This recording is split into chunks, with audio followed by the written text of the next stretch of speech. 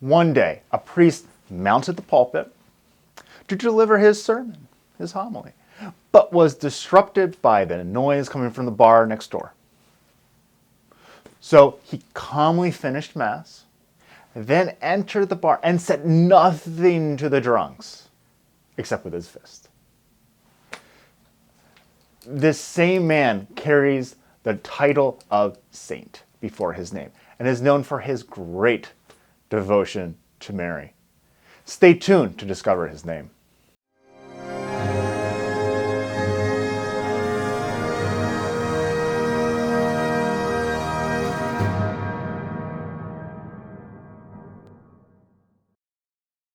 Hello and welcome to America Needs Fatima. I'm 𝗙𝗁𝗏, and be sure to hit subscribe and to click the notification bell to never miss out on another story of Mary.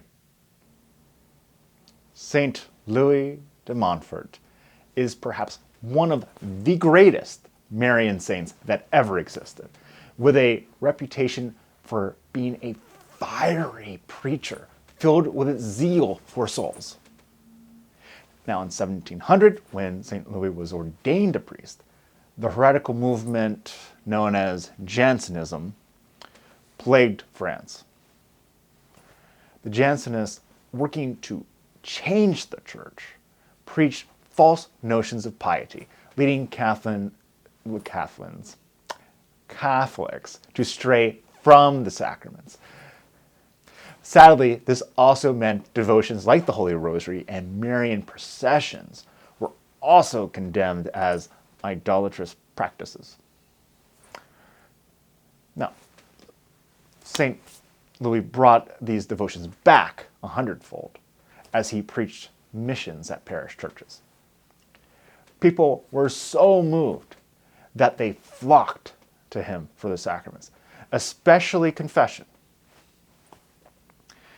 He formed an association called the Friends of the Cross and authored a letter after the same name, encouraging others to bear their cross as well. You can imagine, he was despised by the Jansenists, who tried to halt him at every turn, some to the point of trying to assassinate him.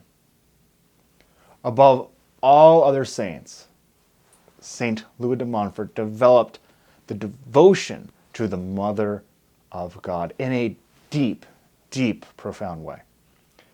His treatise on true devotion to Mary is the most tender and filial work ever written. In this spiritual masterpiece, he proposes a free and total consecration of ourselves to Jesus through Mary as their slaves of love.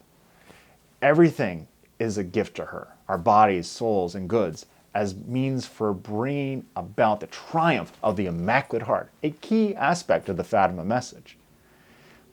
He stated that true devotion to Mary is a way of holiness that is short, easy, secure, and perfect, meaning this is something that anyone can do.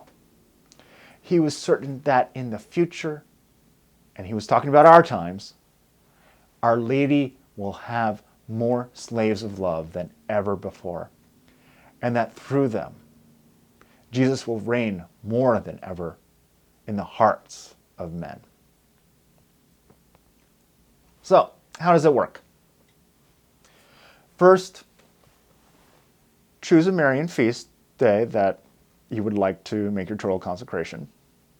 Then, beginning 33 days prior to your consecration, prepare with prayers and readings from de Montfort's work, True Devotion to Mary, that help you to detach from the world.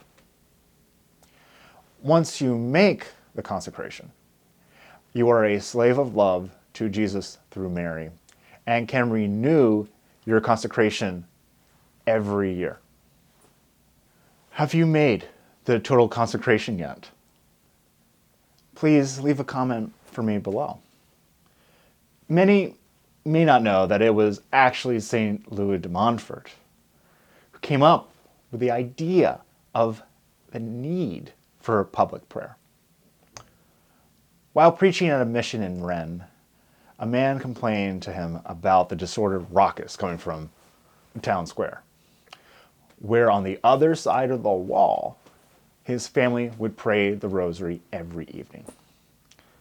Father de Montfort's solution was simply to pray before a statue of Our Lady in the public square.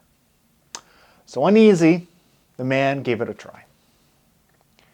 After a time, the public square rosary became a curious attraction, and people gathered in crowds to pray with them. Now, we heavily credit St. Louis de Montfort for our America Needs Fatima's public square rosary campaign for the conversion of America. Honor Our Lady in the public square and fight the spiritual battle. Please click the link below to sign up to become a Rosary Rally captain today. Next episode, we're talking about the day when heaven came to earth. May God bless you and Mary Immaculate keep you under her mantle. St. Louis de Montfort, pray for us.